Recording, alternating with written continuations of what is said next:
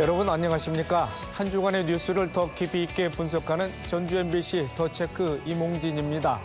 먼저 이슈 체크에서는 전주 팔복동의 고형 폐기물 연료 시설 준공을 앞두고 주민들과의 갈등이 깊어지고 있다는 뉴스 짚어보고요. 최근 한국은행이 잇따라 파격적인 정책 제안을 하는데 그 배경 살펴봅니다. 그리고 수해 피해액에 비해 턱없이 적은 재난지원금에 대해서 알아보겠습니다. 오늘 이슈 토론에서는 오는 22일 개막하는 세계 한인 비즈니스 대회 준비는 어떻게 돼가는지 꼼꼼히 살펴봐야 할 점은 무엇인지 이야기 나눠보겠습니다. 먼저 한 주간의 이슈 살펴봅니다. 홍민호 변호사 나와 있습니다. 안녕하십니까? 네, 안녕하십니까? 네, 전주 팔복동 산업단지의 한 업체가 짓고 있는 고형 폐기물 연료 SRF 사용시설이 다음 달 준공을 앞두고 있습니다. 그런데 인근 주민들이 강하게 반발하고 있지요. SRF 시설, 어떤 시설이고 규모는 어느 정도인지 좀 말씀을 해주시죠. 네, 우리가 방금 SRF 시설이라고 했는데 이제 그게 한국말로 하면 고형 폐기물 연료고 이제 그 시설을 만든다라는 지금 문제인데요. 쉽게 말해서 뭐 폐비닐과 같은 뭐 생활 폐기물 등을 이제 재료로 사용을 해서 고형 연료로 전환을 합니다. 그래서 그 다음에 이를 연소시켜서 에너지를 생산하는 시설을 말하는데요. 올해 기준으로 국내 전체 이 고형 연료 사용 시설은 약 143곳이 있습니다. 그래서 이 중에 이제 6곳 정도는 이제 지자체에서 공공으로 운영을 하고 있고요. 나머지 137곳이 민간에서 운영을 하고 있습니다. 이 중에 이제 전북에서는 20곳 정도가 있어서 광역자치단체 중 3번째로 발전 시설 숫자가 많은 상황입니다. 그래서 이번에 이제 새로 생기게 되는 업체는 이 하루에 고형 폐기물을 84톤 정도를 소화해서 소각시키겠다 이런 계획입니다. 하지만 이 과정에서 여러 가지 좀 유해 물질들이 많이 배출될 수 있는 그 좀 영향이 좀 있기 때문에 좀 인근 주민들은 좀 강하게 반발하고 있습니다. 네, 민영시설이 전국 137곳이고요. 자, 그런데 해당 SRF 시설, 자, 지난해 전주시가 허가를 반려했는데 어떻게 공사가 이루어지고 있는 겁니까? 네, 해당 업체는 2016년부터 이 사업을 추진해 왔었습니다. 하지만 이제 당시에도 좀 주민 반대가 거셌고요. 전주시는 이 주민 반대 등을 좀 이유로 시설 건립을 불허해 왔었습니다. 네, 그러자 이제 업체는 이 행정 심판과 행정 소송을 제기했고 이제 승소를 함으로써 올해부터 이제 건립을 시작을 해서 오는 11월에 지금 준공을 앞두고 있는 상황입니다. 그래서 이렇게 이 업체가 이 행정 소송에서 승소할 수 있었던 까닭은 좀 해당 소각장 용량을 좀 축소시켰기 때문인데요. 당초는 이제 144톤을 기준으로 해서 이 규모의 소각장을 좀 설치를 시작을 했었습니다. 하지만 이제 100톤이 넘어가면은 이 설치 기준이 좀 까다롭기 때문에 좀 100톤 미만 이렇게 84톤으로 규모를 축소해서 다시 신고를 하였습니다. 100톤 미만 소각장의 경우에는 정부의 환경 영향 평가를 좀 받지 않아도 되고요. 또 주민 의견을 좀 열람하거나 수렴할 필요가 없어서 좀 업체 측이 꼼수를 부린 것 아니냐 이런 이제 논란도 좀 제기되고 있습니다. 네. 자, 주민들이 우려하는 점은 환경 피해라든가 건강상의 위협 아니겠습니까? 네, 아무래도 주민들은 이 건강권과 환경권 이것을 이제 이유로 좀 반대를 하고 있습니다. 우선 일반 고형 연료라는 것은 이 소각을 이제 하면은 아무리 이 대기 배출 저감 시설을 설치한다 하더라도 1급 발암 물질인 다이옥신이 나올 수밖에 없고요. 또 당연히 이제 태우는 부분이 있기 때문에 이산화탄소가 좀 나올 수밖에 없습니다. 그래서 이런 부분들 때문에 이제 주민들이 좀 심각하게 반대를 하고 있는 거고 또 이 소각장 반경 5km 정도가 영향을 미칠 것이라고 예상되는데 뭐 전주에서는 뭐 에코시티와 뭐 그 전북대학교 이제 덕진동 일대 그리고 서신동 그리고 뭐 만성이나 혁신도시까지도 좀 영향을 미칠 수 있습니다. 이곳 지금 말씀드린 모두가 다 이렇게 인구 밀집 지역이기 때문에 좀 주민들의 좀 우려가 큰 상황이고요. 또 여기에 대해서 이 업체 측에서는 뭐 폐타이어나 폐가구 같은 이런 플라스틱이 아닌 폐비닐만을 우리는 취급을 하고 있기 때문에 안전하다. 그리고 법적인 절차를 모두 갖추었다. 이렇게 얘기는 하고 있지만 주민들 입장에선 절대 안심할 수는 없는 상황일 것 같습니다. 네. 자, 최근에 SRF 시설이 대거 생겨나면서 지역사회 내에서 갈등의 골이 깊어지고 있는 것 같습니다. 이미 전주 만성동에서도 촛불 집회가 있었고요. 관련 재판이 지금 대법원에 계류 중인 걸로 알고 있는데 SRF 건립과 운영에 관해서 법적, 제도적 개선점이 좀 있어야 될 것 같습니다. 네, 고형연료 발전 시설은 이 폐기물을 연료로 사용한다는 점에서 뭐 우리가 흔히들 말하는 소각장이나 매립지와 좀 유사한 성격을 갖고 있습니다. 하지만 이 사용 시설에 속하다 보니까 아무래도 법적인 규제는 이 매립지와 소각장에 비해서는 조금 완화된 규정들을 좀 갖고 있고요. 하지만 2019년부터 이제 고형연료가 이 신재생 에너지가 아니다라고 이제 제외가 되었거든요. 그래서 이렇기 때문에 이 고형연료 발전 시설을 건립을 하기 위해서는 조금 더 이렇게 주민들의 어떤 의견 수렴과 그리고 환경 영향 평가 절차 이런 것들을 좀 강화해야 될 것 같은 그런 좀 제도적 개선점이 필요해 보입니다. 네, 알겠습니다. 자, 다음 이슈 짚어보겠습니다. 자, 한국은행이 최근 서울대 입학 정원을 지역별 학령 인구 비율에 따라 뽑도록 하는 지역 할당제 도입을 제안했는데요. 자, 금융정책을 총괄하는 기관이 난데없이 대학 입시 제도와 관련한 입장을 내놨습니다. 자, 그 배경 무엇일까요? 네, 그 상당히 이제 좀 재미있는 제안이고 또 지방의 입장에서는 환영할 만한 뭐 제도적 개선점이 아닌가 이제 싶습니다. 최근에 그 이창용 한국은행 총재가 서울 집값을 잡기 위한 방법으로 이 교육 정책과 관련해서 파격적인 제안을 한 것인데요.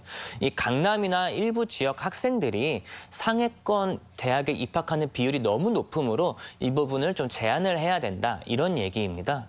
결국 한국은행은 이 부모의 어떤 경제적 능력과 그 교육적 인프라 이런 것들이 이 교육 입시의 제도에 큰 영향을 미치고 이러한 것들이 결국엔 집값 상승에 영향을 주고 있다 이런 얘기인데요. 그러다 보니까 서울대가 뭐 지금 지역 균형 정책을 하고는 있지만은 뭐 지역 균등 뭐 입학 정책 이런 것들이 있지만 이 부분을 서울대만 할 것이 아니라 다른 학교까지도 좀 확대시키고 좀 더 넓게 지역 균등해서 학생들을 선발해야 된다 이런 제안입니다. 네. 자, 부동산 양극화의 주 요인을 교육 인프라 차이로 본 걸로 뭐 해석할 수 있고요.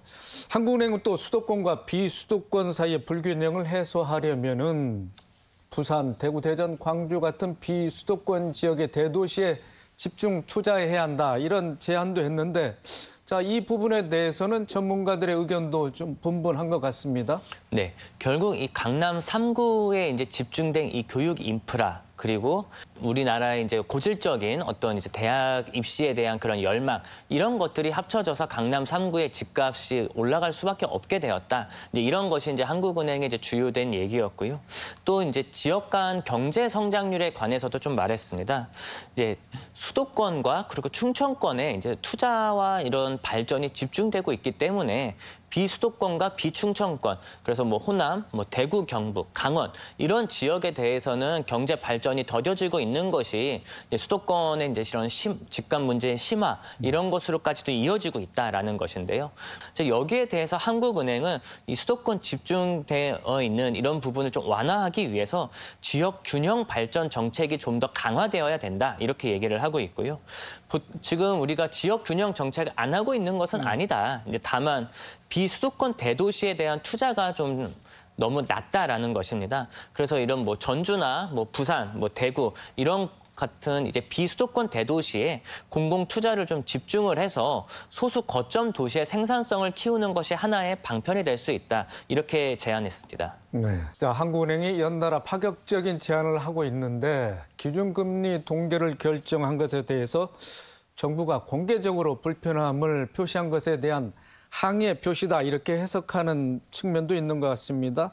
자, 어떻게 볼 수 있겠습니까? 네. 최근 그 미국에서 그 금리를 인하를 단행했습니다. 이제 그러다 보니까 우리 한국 정부에서도 지금 금리를 좀 인하하자라는 좀 목소리들이 좀 많습니다. 하지만 이제 한국은행의 입장에서는 좀 조심스러울 수가 있는 게 단순히 이제 미국의 이제 금리가 내려간다고 해서 우리나라 금리를 조정할 수 있는 것은 아니다. 일단 우리나라 금리는 이 집값과도 너무 좀 큰 영향을 좀 미치고 있고 현재 이 가계 부채가 너무 많은 상황에서 이렇게 금리를 인하하는 것은 좀 경제에 좀 큰 타격을 줄 수 있다. 라는 것이고요. 결국엔 먼저 집값이 좀 잡혀야 금리 인하도 할 수 있는 것이다라는 것이 한국은행의 생각인데 이제 정부와 좀 이런 어떤 발걸음이 좀 맞지 않다 보니까는 좀 걱정이 좀 많이 되는 부분이 있고 또 그래서 이러한 부분까지도 좀 이제 교육 정책에 관해서 좀 얘기를 좀 한 것이 아닌가 싶은데요. 이제 그 이창용 교수의 좀 말을 좀 인용해 보면은 이 서울대, 연세대, 고려대와 같은 이 명문대 교수님들이 좀 결단을 내려서 특정 지역에 몰린 사교육을 좀 지방으로 좀 분산시킬 수 있고 또 지방에서 입시를 위해서 서울로 쏠리는 이런 현상을 좀 막을 수 있다면은 한은이 금리를 조정하는 것보다 이런 수도권 부동산 가격에 대해 더 안정될 수 있는 정책이 생길 것이다라고 좀 말을 했습니다. 좀 이런 부분에 대해서도 좀 정부가 귀담아 들을 필요가 있지 않나 싶습니다. 네, 알겠습니다. 마지막 이슈 살펴봅니다. 자, 가뭄이나 홍수 같은 자연재해가 잦아지면서 피해를 보신 분들이 많은데요.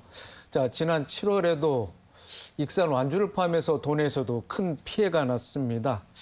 자, 그런데 정작 재난지원금 명목으로 지급되는 피해 보상이 터무니없이 적다고 하는데 자, 어떤 내용인가요? 네, 올해 정말 더웠고 또 홍수도 좀 많이 있었습니다. 이제 그러다 보니 익산이나 완주 등지에서 좀 재난 피해를 입으신 분들이 많았는데요. 이렇게 갈수록 자연재해가 빈번해지고 있고 뭐 주택이나 농작물 피해도 심각해지는 이제 상황입니다.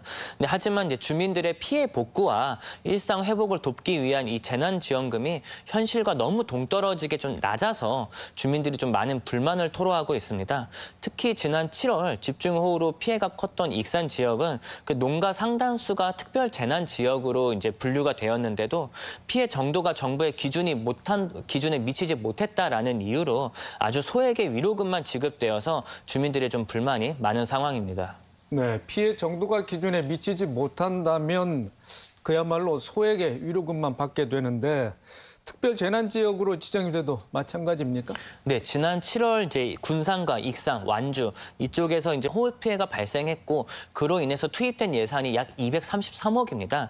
하지만 이 대부분은 이 하천 정비나 이런 공공시설 복구 등으로 대부분 쓰여 있고요. 재해로 인한 피해자 등에게 이제 지급되는 돈은 최대 1인당 5천만 원입니다. 하지만 이것은 이제 재해 피해자로 이제 지정이 되었을 경우에만 이제 최대 받을 수 있는 금액이고요. 대부분의 경우는 이 재해 피해자로 이제 지정이 되지 않았기 때문에 위로금으로 좀 분류돼서 소액만 지급받을 수 없는 상황입니다. 네, 그래서 각 지방자치단체들이 풍수의 보험이라든지 각종 재해보험 가입을 권유하고 있는데 현재 뭐 상황은 어떻습니까? 네, 도와 이제 각 시군에서는 이제 풍수의 보험 등을 들 것을 좀 권고는 하고 있는데요. 현재 이제 기존에 있는 풍수의 보험이나 뭐 농협 보험 같은 것은 좀 가입을 하더라도 자기 부담금액이 좀 높고 또 보상액이 그렇게 높게 측정되어 있지는 않습니다. 그래서 현실적으로 복구 비용을 하기에는 보험에 가입하더라도 너무 부족하다. 좀 이런 말씀들이 좀 많고요. 그래서 풍수의 보험이나 이 자연재해에 대한 보험 체계가 좀 개선이 되어야 되는데 이 부분은 좀 지자체에서 좀 개입을 해서 어느 정도 자기 부담금을 좀 낮추거나 그리고 보상액을 좀 더 높일 수 있는 방법으로 좀 지원 체계를 개선해야 될 것 같다라는 것이 현장의 목소리입니다. 네, 그리고 재난 피해 주민들이 일상을 회복하려면 좀 더 현실적인 지원이 이루어져야 될 것 같습니다. 네, 그동안 재난지원금이 일부 상향되어 오는 좀 움직임은 있었지만 이제 피해를 입은 주민들 이제 말씀은 뭐 이 정도면은 뭐 도배나 장판 비용을 좀 교체하는 수준밖에 되지 않는다. 너무 턱없이 부족하다. 이런 얘기입니다. 좀 이상 기후가 심해지는 만큼 내년에도 아마 자연재해가 좀 있을 것이라고 좀 예상이 되는데요. 좀 가뜩이나 이런 기후 위기로 좀 영농업자들께서는 좀 큰 어려움을 좀 겪고 있습니다. 그런데 이 자연재해로 좀 무너지지 않도록 좀 세금 감면이나 지원을 통해서 빠르게 좀 일상으로 돌아갈 수 있는 정책이 필요합니다. 네, 알겠습니다. 홍민호 변호사 수고 많으셨습니다. 네, 감사합니다.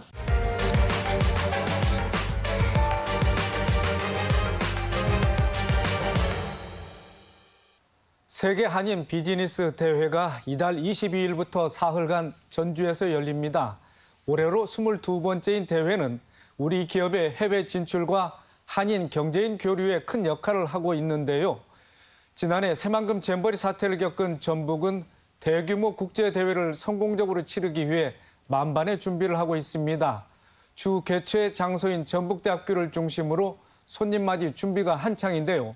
오늘 이슈 토론에서는 세계 한인 비즈니스 대회 준비 상황, 기대 효과 이야기 나눠보겠습니다. 세 분 모셨습니다.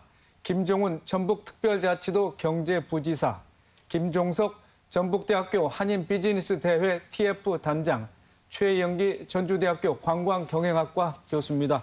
세 분 어서 오십시오. 예, 안녕하십니까. 안녕하세요. 네. 자, 김종훈 부지사님, 세계 한인 비즈니스 대회, 종전까지는 세계 한상 대회라고 했는데 예. 세계 한인 비즈니스 대회라는 이름으로는 처음으로 이제 전북에서 치러지게 되겠습니다. 자, 이번 대회 어떤 대회인지 전반적인 설명을 좀 해주실까요? 예, 그렇습니다. 올해 치러지는 게 22회고요. 그동안 세계 한상 대회라는 이름으로 치러졌다 말씀하셨는데요.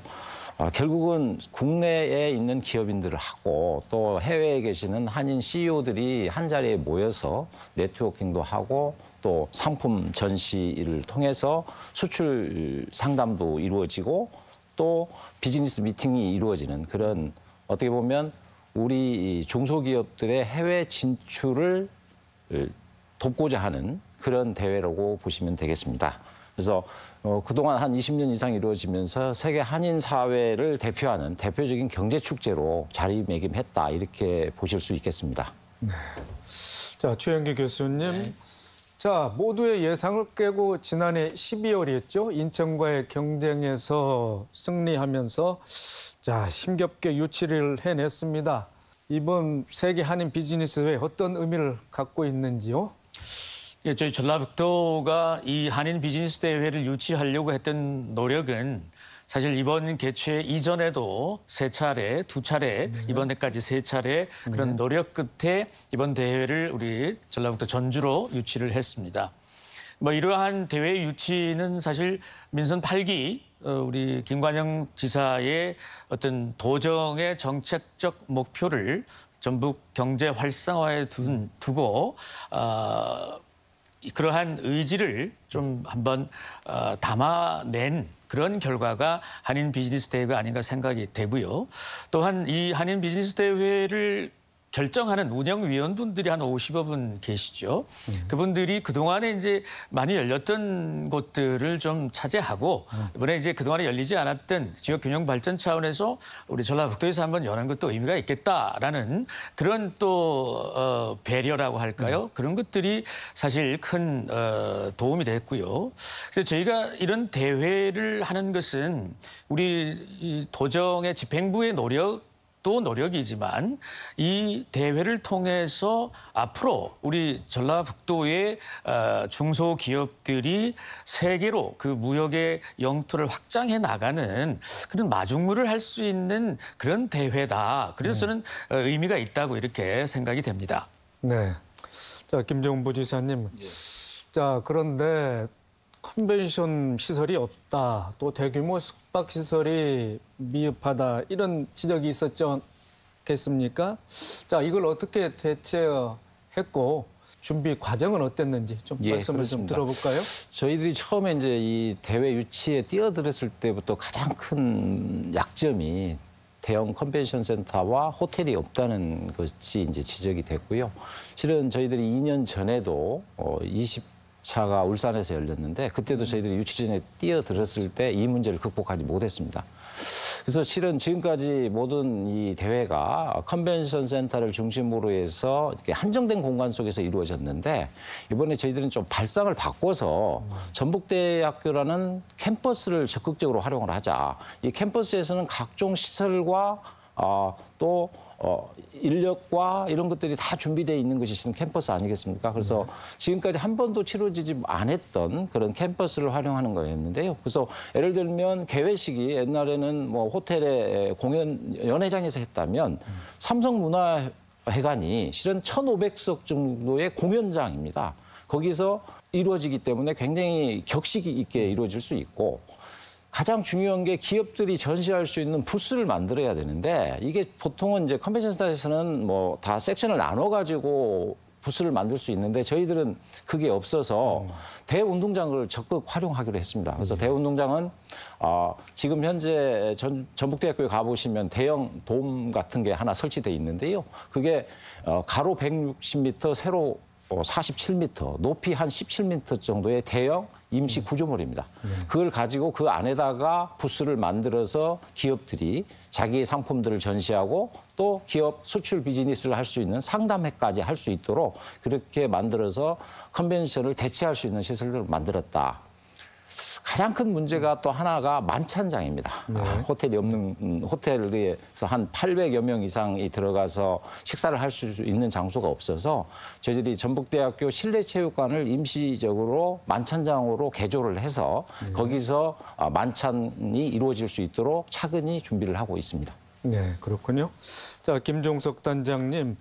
자, 지난 2월에 기존 장소로부터 전북대학교로 이제 대회 장소가 변경이 됐지 않겠습니까? 그렇다고 보면 이제 준비 기간이 좀 줄어들었을 것 같기도 하고, 자, 현재 지금 학생처장직을 맡으시면서 뭐 TF 단장을 하고 계시는데, 자, 준비에 애로사항은 없습니까? 어떻게 준비하고 계시는지 좀 네, 소상히 말씀을 해주시죠. 네, 사실 그 기간이 짧았습니다. 그렇지만 그 이미 저희 대학이 글로컬 대학 선정될 만큼 우수한 인프라가 이미 거의 갖춰져 있는 대학으로서 아마 그 대안으로 적극적으로 검토돼 가지고 실사까지 잘 맞춰서 최종 결정된 걸로 알고 있습니다.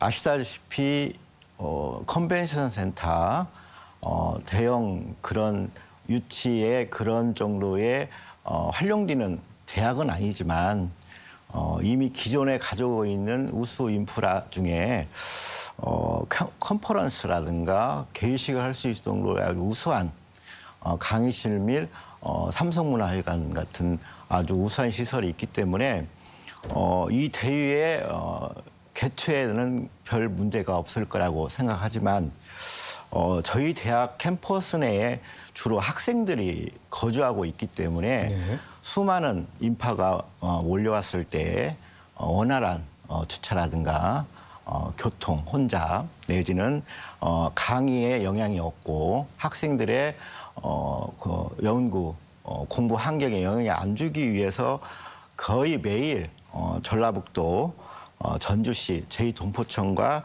점검회의를 하고 있습니다. 해서 차질 없이 만반의 준비하고 있으니까 아마 성공적으로 잘 유치되리라고 생각합니다. 네, 교내 운동장에 이제 대규모 기업 전시관이 뭐 들어서게 되겠지요. 자, 현재는 지금 뭐 준비가 다 돼 있는지 좀 궁금하고요. 개폐회식 장소라든가 회의실을 어떻게 확보하고 있는지, 또 어떤 시설들이 활용되는지 좀 말씀해 주시죠. 지금 이미 다 알고 계시겠지만 저희 삼성문화회관은 1,500석의 규모를 갖고 있는 이미 전에 그 큰 대회를 치렀던 우수한 장소입니다. 해서 저희들은 이번에 특별히 음향시설 내지는 좌석 및 그 주위 환경을 개선했습니다. 그래서 개회식을 하기에는 충분한 시설이라고 생각하고 있고요. 또한 진수당이라는 컨퍼런스에 적합한 그 우수한 강의 및 그 회의 장소가 있습니다. 해서 이번에 글로컬 홀 같은 아주 우수한 그 시설을 갖췄기 때문에 이 한인 비즈니스 데이의 각종 컨퍼런스에 별 문제가 없을 거라고 지금 생각하고 있습니다. 네. 자, 김종훈 부지사님, 자, 대회 성패는 제1동포 경제인들의 뭐 참여, 또 국내 기업의 참여가 관건이 될 것 같은데 참여 규모, 뭐 당초 뭐 예상 전망치하고 어떻게 맞아 들어갑니까? 어떻습니까? 네, 저희들이 지금 예상하고 있는 것은 한 3,000명인데 그중에 해외에서 오시는 분들이 한 1,000여 명 정도 될 것 같고요. 또 국내에서 한 2,000여 명 정도 하면 3,000명 정도 될 것 같은데 보통 이제 저희들이 생각할 때 제외 교포, 동포 경제인들이 얼마만큼 참여하느냐 이게 참 중요할 것 같아서 지금 재동포층에서 계속 등록을 받고 있고요. 지금까지는 한 800여 명이 넘었고 또 대회의 특성상 또 이 비즈니스 하시는 분들이 워낙 바빠서 현장 등록이 또 많습니다. 예전 대회들을 보면은 그리고 예전 대회가 한 700명 내지 800명의 이제 재동포들이 참석하셨다면 아마 이번에는 그 이상 상회할 것으로 저희들은 보고 있고요. 지금 끝까지 계속해서 또 그것뿐만 아니고 이제 기업 전시관에 들어오는 기업들의 수도 중요하지 않겠습니까? 아까 우리 김 단장님 말씀 계셨습니다마는 그 기업 전시관에 들어오는 기업 수가 한 240여 개 기업이고 한 330개 정도의 부스에 들어와서 자기의 제품들을 이렇게 소개하고 또 상담할 수 있는 기회가 주어질 것으로 기대를 하고 있습니다. 네, 그렇군요. 최영기 교수님, 참여 규모가 이전 대회 못지않게 그 수준이 맞춰졌다고 하는데, 자, 투입되는 지방비는 다른 지역에서 대회보다도 많다는 지적이 있습니다. 그만큼 알차다고 볼까요? 어떤 좀 규모가 좀 커졌다고 볼까요? 어떻습니까? 앞서 우리 김 단장님께서 전라북도 전북대학교의 시설들을 소개를 해주셨고 행사를 치르는데 문제가 없을 정도로 훌륭한 인프라를 갖고 있다고 저도 생각을 하고 있습니다. 근데 이제 이 전시회장이 필요하지 않습니까? 네. 전시회장을 저희 아시다시피 전라북도에는 전시 박람회장이 없다 보니까 전북대학교 내에도 그런 시설들이 마땅치가 않아요. 그래서 그런 시설 전시장을 만드는 예산이 좀 많이 소요가 된 것은 사실입니다. 그래서 지난 대회들을 했던 곳들에 비하면 예산이 적게는 2배에서 많게는 한 3배 이상 예산이 들어가는데 저는 이건 역설적으로 말씀을 드리면 우리 전라북도에도 이런 컨벤션과 전시 박람회장이 있었으면 이 정도 예산이 들어갔을까? 역설적으로 우리 지역에 전시 박람회장이 필요하다라는 것들을 보여주는 그런 예산 규모가 아닌가 생각이 듭니다. 네, 그렇군요. 김정훈 부지사님, 지난해 이제 새만금 잼버리 대회 파행 이후 처음 열리는 국제 행사 아니겠습니까?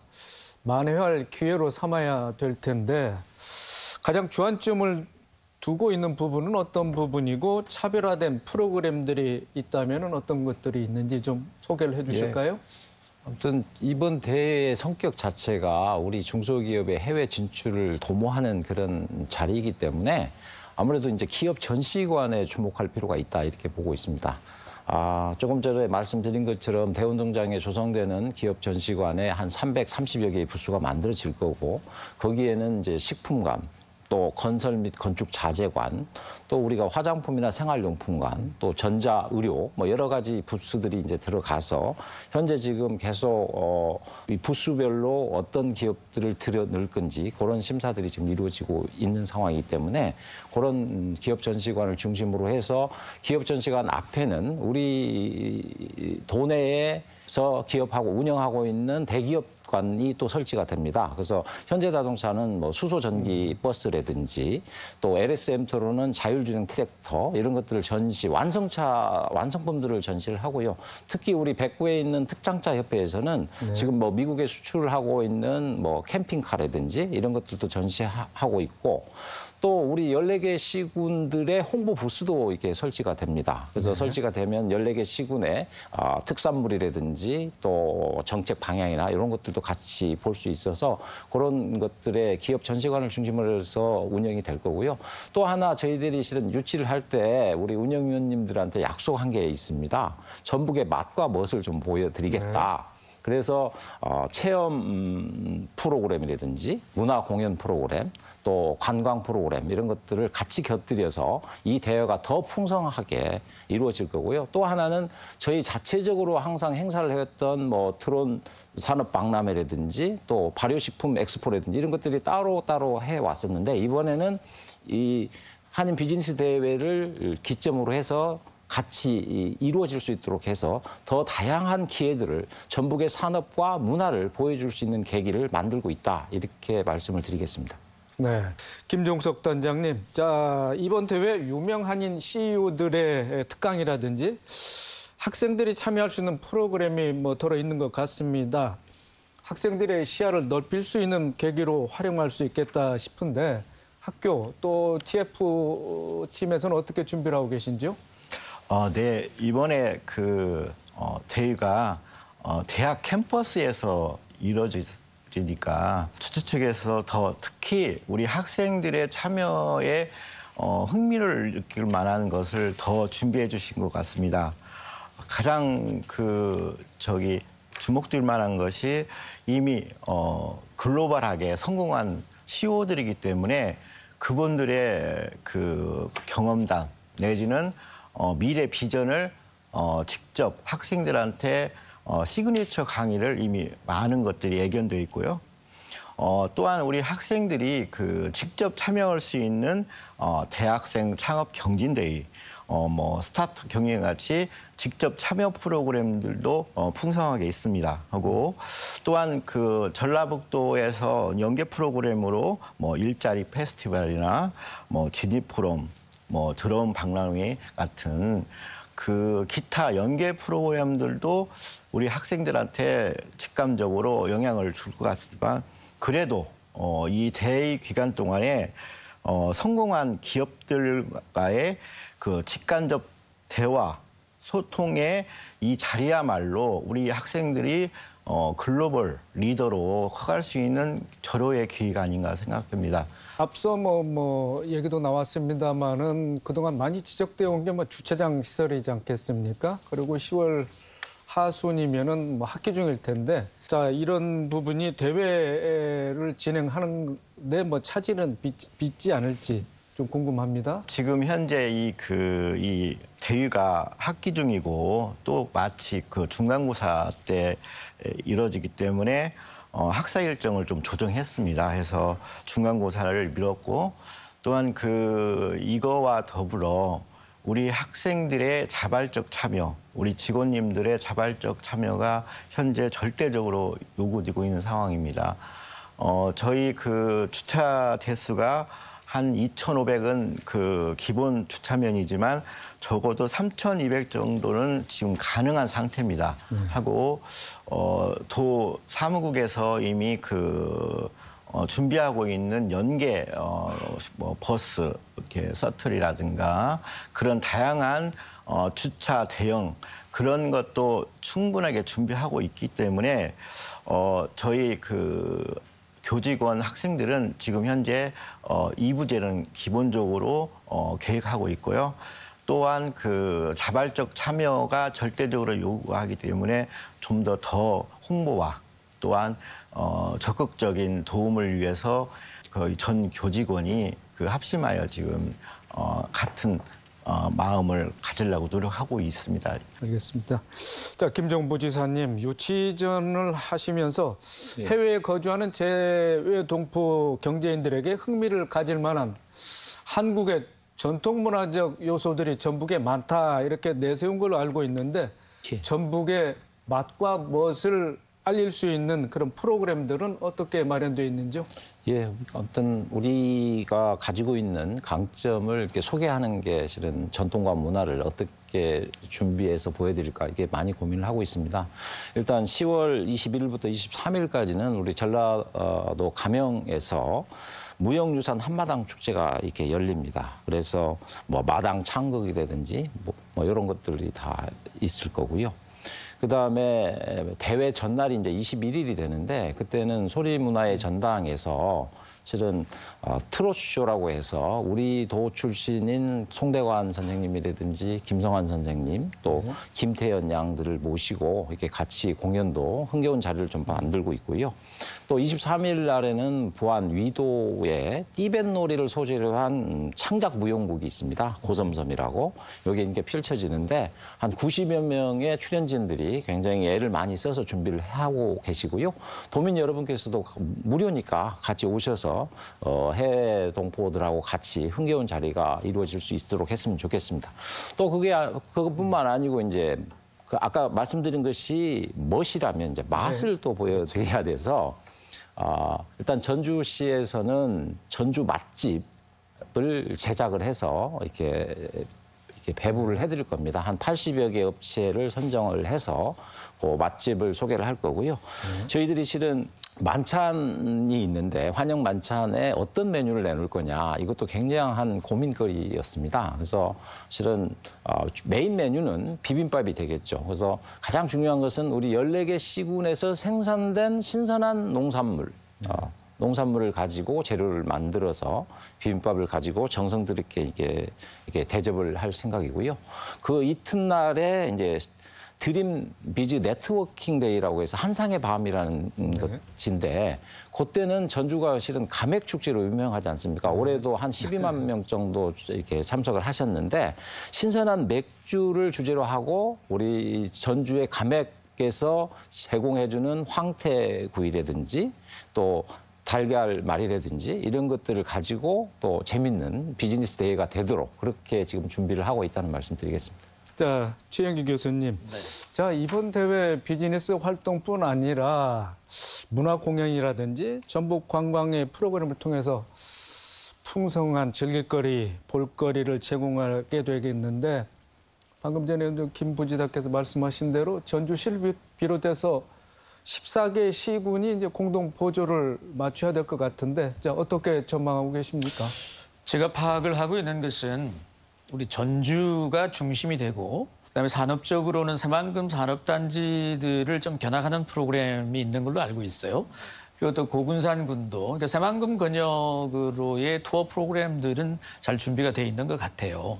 근데 이제 13개 나머지 13개 시군이 어쨌든 이 기회를 통해서 시군에 있는 어떤 우리 문화적인 자산들을 외국에서 활동하시는 분들 우리 교포분들에게 많이 보여줘야 하는데 그걸 어떻게 준비하고 있는지는 모르겠어요. 아까 이제 우리 부지사님께서 지역 시군의 홍보 부스를 만든다라고 하셨는데 전 거기에다가 우리 추천 여행 일정이라 해서 테마를 가지고 13개 시군의 뭐 다 엮을 수는 없지만 테마를 가지고 예를 들면 전주 익산 군산을 엮고 또 전주 진안 장수를 엮어서 이런 추천 관광 프로그램들을 좀 제작이 돼 있는지는 모르겠어요. 근데 그런 것들을 좀 추천을 드려서 어쨌든 짧은 기간 3일인 대회는 우리 지역 전주에서 중심적으로 열리지만 그 전 혹은 그 후에라도 우리 13개 시군을 골고루 좀 다녀가실 수 있도록 그런 프로그램들을 좀 준비해 주시면 좋겠다. 그런 생각은 듭니다. 네. 네, 그렇군요. 자, 조 교수님. 네. 자, 이번 대회 해외 기업의 참여가 좀 저조하다. 또 수출 계약이 성사되기까지는 좀 어렵지 않나. 이런 부정적인 의견도 나오는 게 뭐 사실인데 자, 그동안 21차례 대회를 치러냈으니까 타 지역, 타 대회 사례를 봐서 자, 지역 내 경제 유발 효과가 어떻게 될 걸로 예측하고 계십니까? 실제로 전차 대회들을 했던 국내 도시들이 대회 이후에 실제로 계약 건수라든지 이런 것들이 계량적으로 제시된 것은 제가 아직 파악을 못했어요.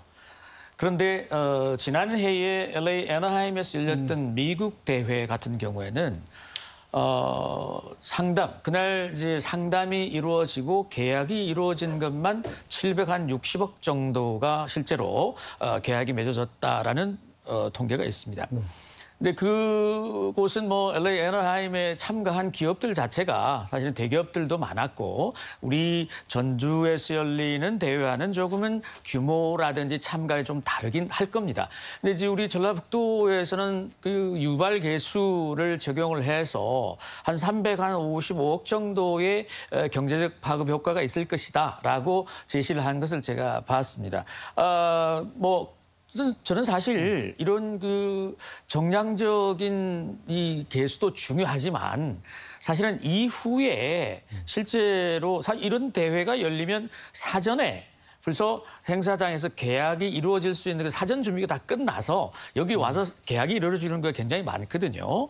근데 이제 그도 중요하지만 대회 이후에 우리 전라북도에 있는 기업들이 실제로 해외에 계시는 우리 재외동포 경제인들과 실질적인 계약이 거래가 이루어질 수 있도록 우리 도에서 좀 물론 하시겠지만 그게 오히려 전 더 큰 효과라고 보고요. 또 하나 중요한 효과는 그동안에 해외에 계시는 경제인들이 우리 전라북도를 찾아오셔서 실제로 방문하셔서 어떤 계약을 한다든지 이런 것들이 사실은 거의 없었습니다. 근데 이번 대회를 계기로 해서 우리 전라북도도 산업의 고도화가 이루어지면서 좀 더 많은 계약들이 일어나고 또 우리 중소기업들이 세계로 나가는 무역의 공간이 확장되는 그런 것도 있지만 우리 전라북도의 이미지가 좀 변화되는 사실은 메가 이벤트의 경우에는 국가의 이미지도 변화시키지 않습니까? 이 대회를 성공적으로 치르면서 지난해 잼버리의 그러한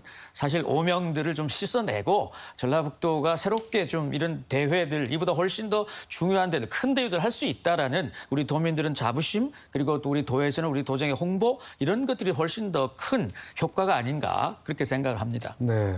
자, 이 부분에 대해서 우리 김종훈 부지사께서 말씀을 해주셔야 되겠는데, 자, 수출 활성화를 기여할 수 있게끔 후속 대책을 어떻게 강구하고 계시는지? 일단 저희들이 이제 뭐 누누이 말씀을 드립니다만은 이 대회를 유치하게 된 가장 근본적인 이유, 목적이 실은 도내 기업의 수출 활성화를 돕자 이런 취지였기 때문에 저희들이 이거 유치하고부터 연초부터 실은 9천여 개의 우리 기업들을 대상으로 해서 수요 조사를 했습니다. 이런 대회가 있으니 참여를 하실 거냐. 그래서 500개의 기업들이 참여를 하겠다. 그래서 직접 전시를 하시는 분도 있고 또 상담에 응하겠다 이렇게 해서 그렇게 해서 지금 준비를 하고 있고요. 또 하나는 아까 연계 프로그램 말씀드렸습니다. 여기 부스에 들어갈 수 있는 업체 수는 120개뿐이 안 되니까 나머지 그러면 기업들은 어떻게 할 거냐. 그래서 저희들이 별도의 장소에다가 우수기업 제품 상담회를 열기로 했습니다. 그래서 이틀에 걸쳐서 열어가지고 우리 제품들을 더 또 설명할 수 있는 기회, 또 외국의 또 바이어들도 초청을 합니다. 그래서 그분들을 통해서 이게 더 많이 알려지게 할 거고요. 또 하나는 아까 말씀드린 것처럼 실은 발효식품 엑스포가 우리보다 부수가 더 큽니다. 발효식품 엑스포를 바로 24일 날 폐회식하는 날 바로 개회식을 통해서 해외에서 오신 바이어들이 여기까지 같이 이 상품을 볼 수 있도록 연계 행사를 해놨고요. 또 하나는 결국 대회가 끝나서 이걸로 끝나버리면 안 되고 그 후에 사후 관리를 어떻게 할 것이냐. 그래서 그것을 우리 도의 기업유치실장을 단장으로 해서 수출 추진 전략회의 같은 거를 만들어가지고 지속적으로 그동안 상담했던 분들의 결국은 수출로 이어지지 않으면 성과가 없기 때문에 그 부분에 대해서는 지속적으로 모니터링하고 컨설팅해서 궁극적으로는 수출에 이어질 수 있도록 그런 시스템을 지금 미리 만들어 놓고 있고요.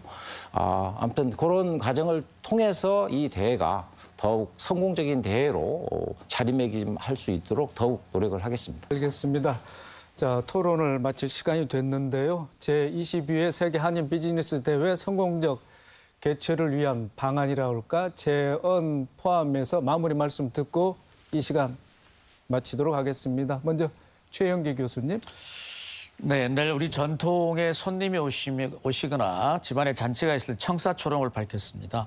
전라북도 문화체육관광국에서는 우리 행사가 있는 대회장 주변으로 해서 도심의 중요한 건물들은 좀 불을 좀 켜는 우리 운동을 한번 해봅시다라고 하고 있다고 합니다.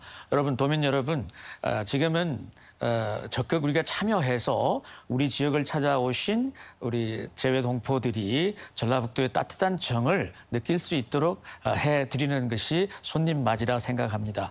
우리 도민 여러분들께서도 적극 참여하셔서 이번 잔치를 같이 즐겨주셨으면 좋겠습니다.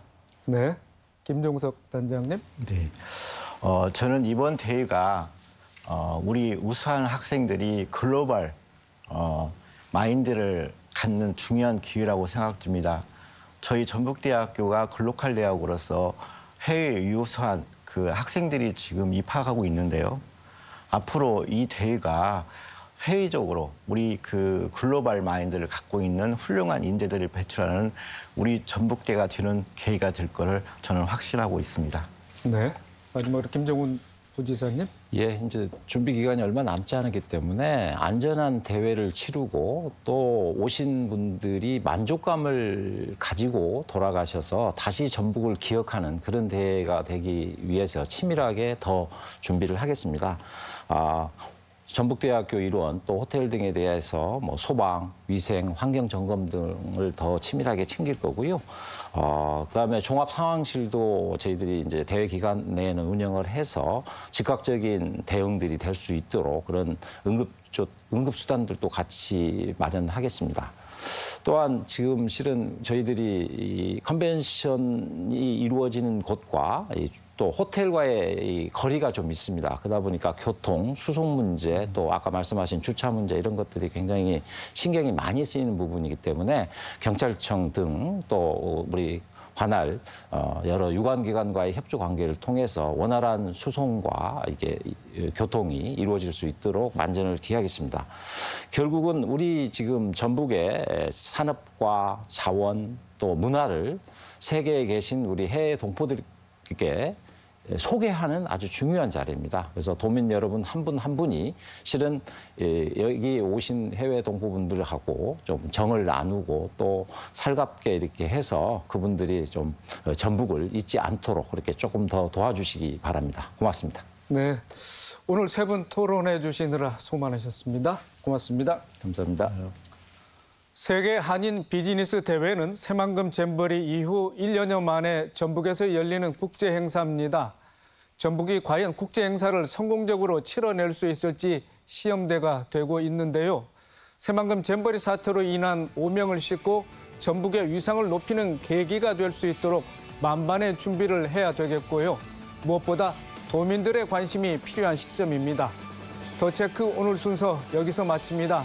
시청해 주신 여러분 고맙습니다.